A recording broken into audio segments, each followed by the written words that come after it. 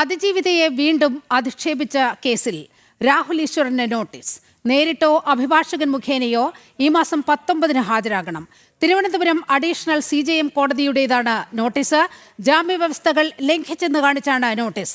വിവരങ്ങളുമായി പ്രശാന്ത് ശങ്കരമംഗലത്ത് ചേരുന്നുണ്ട്. പ്രശാന്ത്, ഈ കേസിൽ ജാമ്യത്തിലിറങ്ങിയതിനു ശേഷവും അതിജീവിതയെ അപകീർത്തിപ്പെടുത്തുന്ന പരാമർശങ്ങൾ രാഹുൽ ഈശ്വറിൽ നിന്ന് ഉണ്ടായി.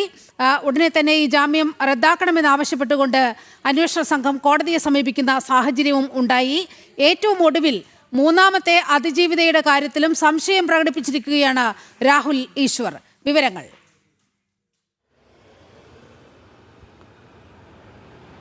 നീലിമ, അതിജീവിതയെ അധിക്ഷേപിച്ച സംഭവത്തിലാണ് ഇപ്പോൾ രാഹുൽ ഈശ്വറിനോട് കോടതിയിൽ ഹാജരാകാൻ ഉത്തരവ് ഇട്ടിരിക്കുന്നത്. കോടതിയുടെ തന്നെ നോട്ടീസ് അയച്ചിരിക്കുന്നത്. അതായത് ആദ്യത്തെ കേസിൽ അതിജീവിതയെ അധിക്ഷേപിക്കുകയും സാമൂഹ്യ മാധ്യമങ്ങളിലൂടെ അധിക്ഷേപിച്ച സംഭവം ഉണ്ടായിരുന്നു. അതിനുശേഷം ജാമ്യത്തിലിറങ്ങി കർശനമായിട്ടുള്ള നിയമവ്യവസ്ഥയോടുകൂടെ ജാമ്യവ്യവസ്ഥയുടെ അടിസ്ഥാനത്തിലാണ് ഈ രാഹുൽ ഈശ്വറിന് ജാമ്യം അനുവദിച്ചത്.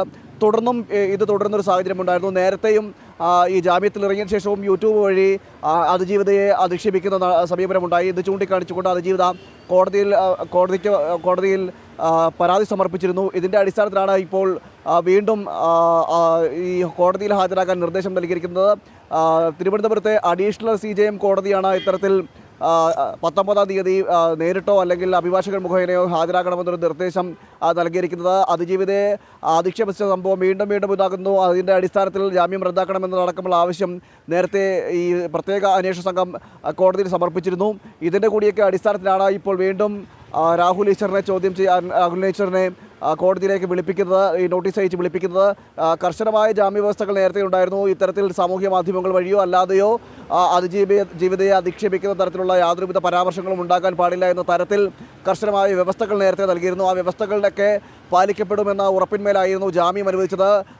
14 ദിവസത്തിലധികം രാഹുൽ ഈ അതിജീവിതയെ അധിക്ഷേപിച്ച സംഭവവുമായി ബന്ധപ്പെട്ടെല്ലാം ജയിലിൽ കഴിയുകയായിരുന്നു. അതിനുശേഷമാണ് നേരത്തെ ഞാൻ സൂചിപ്പിച്ചതുപോലെ തന്നെ കർശനമായ നിർദ്ദേശങ്ങളും ജാമ്യ വ്യവസ്ഥകളും ഉണ്ടായിരുന്നു. ആ വ്യവസ്ഥകളുടെയൊക്കെ അടിസ്ഥാനത്തിൽ ജാമ്യം അനുവദിക്കുകയും ചെയ്തു. എന്നാൽ രാഹുൽ ഈശ്വർ അത് പാലിക്കാൻ തയ്യാറായില്ല എന്ന് വേണം ഇപ്പോൾ മനസ്സിലാക്കാൻ സാധിക്കുന്നത്. അതിനുശേഷവും ജാമ്യത്തിലിറങ്ങിയ ശേഷവും യൂട്യൂബ് വഴി ആദ്യത്തെ കേസുമായി ബന്ധപ്പെട്ട അതിജീവിതയെ അധിക്ഷേപിക്കുന്ന സംഭവങ്ങളുണ്ടായി. ഇത് ചൂണ്ടിക്കാണിച്ചുകൊണ്ട്, ഈ ദൃശ്യങ്ങളടക്കം ചൂണ്ടിക്കാണിച്ചുകൊണ്ട് അതിജീവിത വീണ്ടും പരാതി നൽകിയിരുന്നു.